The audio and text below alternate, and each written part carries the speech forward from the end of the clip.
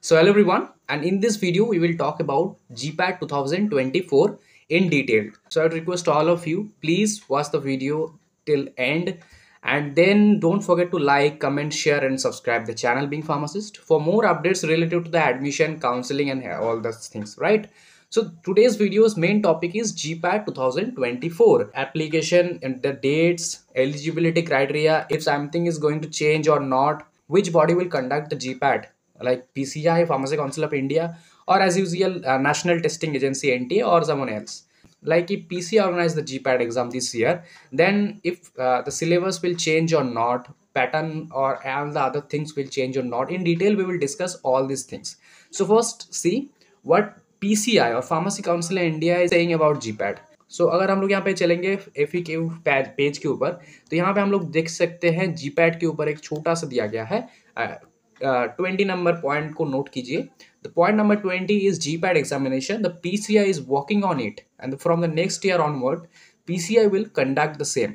So they are saying that PCI is working on this particular examination, and from next year onwards, not sure from next year onwards, but maybe from next year 2024, PCI will conduct the same. मतलब PCI will conduct the GPAT examination. Maybe this can happen. If not, then India is already conducting the GPAT.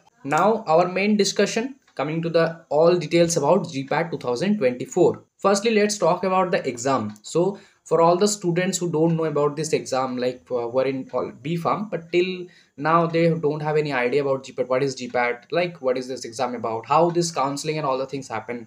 So GPAT is Graduate Pharmacy Aptitude Test. It's a national level entrance examination which held by National Testing Agency or NTA every year. Till now, previous years, the GPAT exam was taken by AICT, then NTA, but now it can be taken by PCI or Pharmacy Council of India.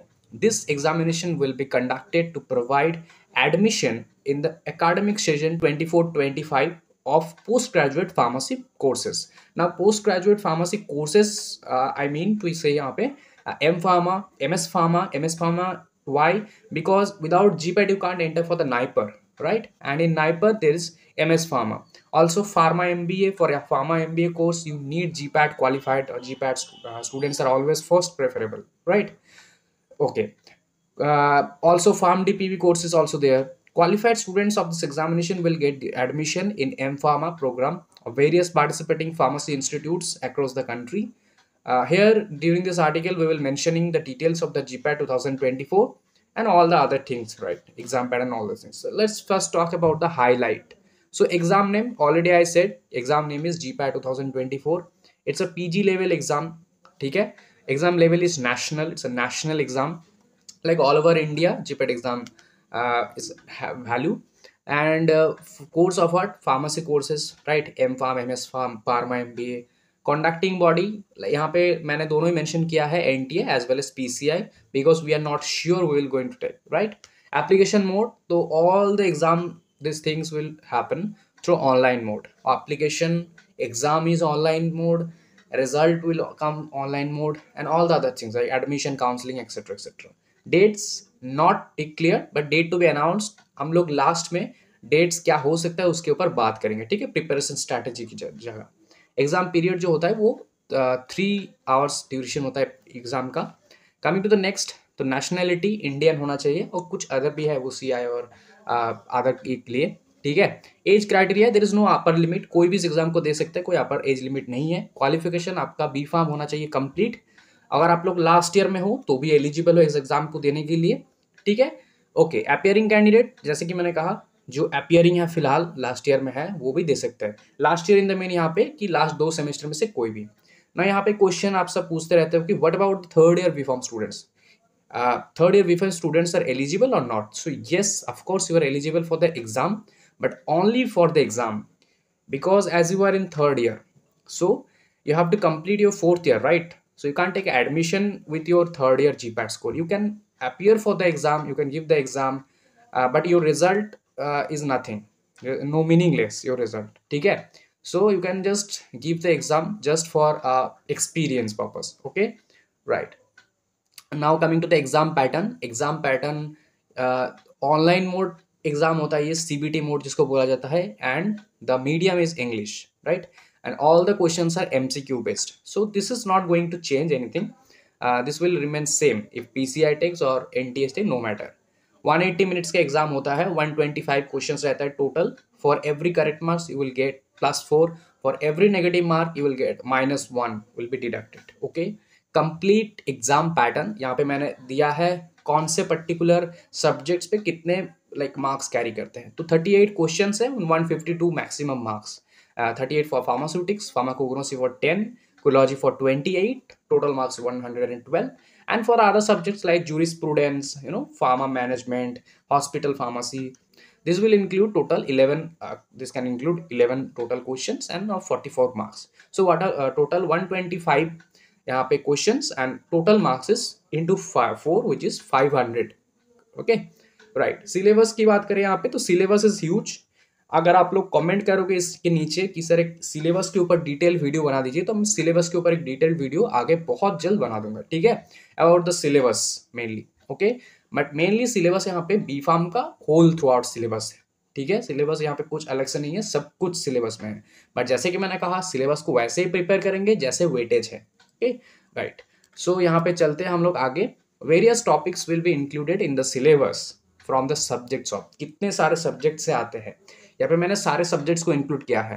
From physical pharmacy to pharmaceutics 1 two pharmacokinetics, right, dispensing and hospital pharmacy, pharmaceutical engineering, clinical pharmacy and therapeutics, hospital pharmacy, pharmacognosy, pharma analysis including the instrumental method of analysis, pharmacognosy including the herbal drug technology, anatomy and physiology, biotech and biochemistry, medicinal chemistry and pharmacochemistry, right, pharmaceutical jurisprudence, pharmacology, pathophysiology, microbiology, pharmaceutical management, NDDS, pharmacy practice, industrial pharmacy, all these things, all these subjects are important actually for GPAT exam. Now it depends on the weightage, right.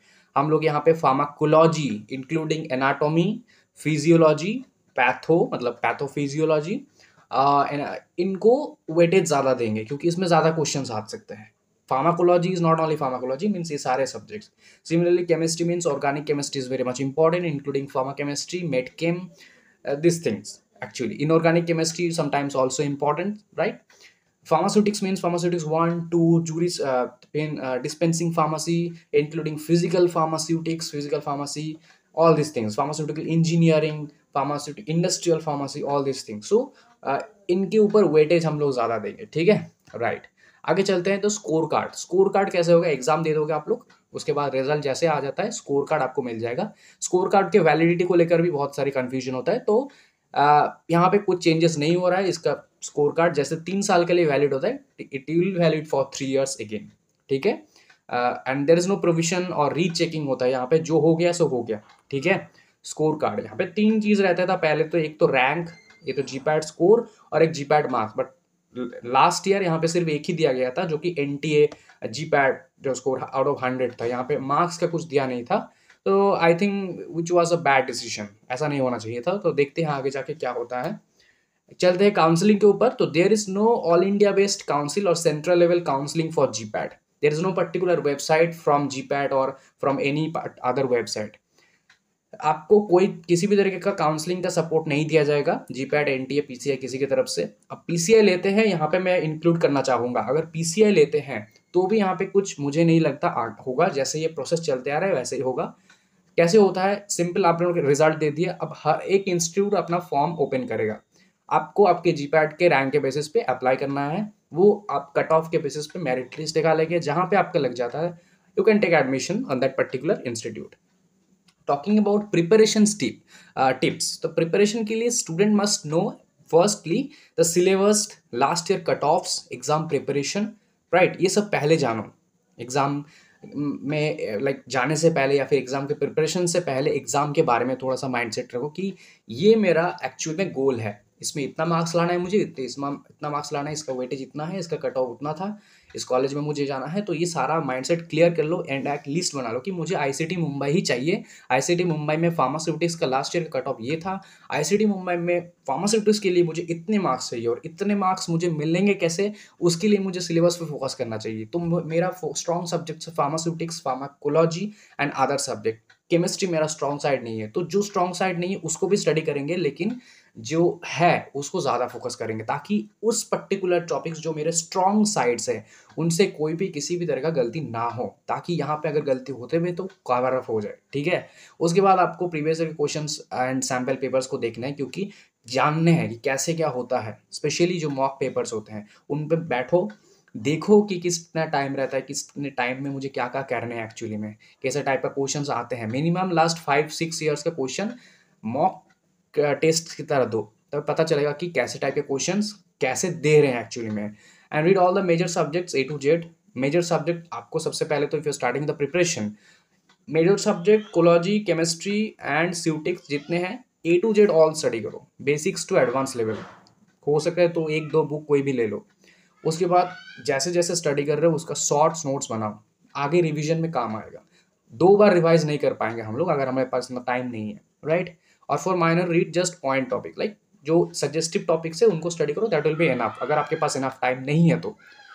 अब हो गया तो हम लोग अभी short notes को जो बनाया है ऑलरेडी हमने उसको रिवाइज करेंगे, या फिर कहीं से हम लोग को मिलते हैं तो। एंड जो इंपॉर्टेंट टॉपिक्स है स्पेशली उनको रेगुलरली हम लोग विजिट करेंगे, रेगुलरली रिविजन करेंगे।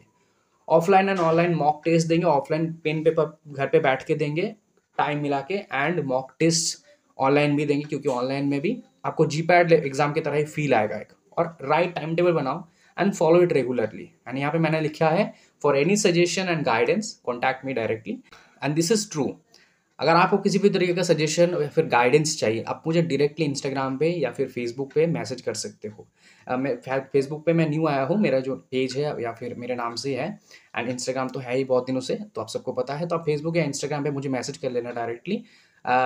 हो सके तो avoid the WhatsApp, Instagram and Facebook पे मैसेज करेंगे तो आपको जल्दी रिप्लाई मिलेंगे। मैं कोई भी किसी की तरह का गाइडेंस चाहिए तो आई विल गाइड, ठीक है, right. Thank you so much. And अगर आपको जीपैट एग्जाम के रिलेटेड कुछ भी डाउट होगा इसके बाद भी, ऑल तो मैंने सब कुछ क्लियर कर दिया है, ठीक है। आगे का अपडेट्स तो मैं आपको देता ही रहूँगा, admission related updates and exam के रिलेटेड। चैनल को बस सब्सक्राइब रखना। Thank you so much.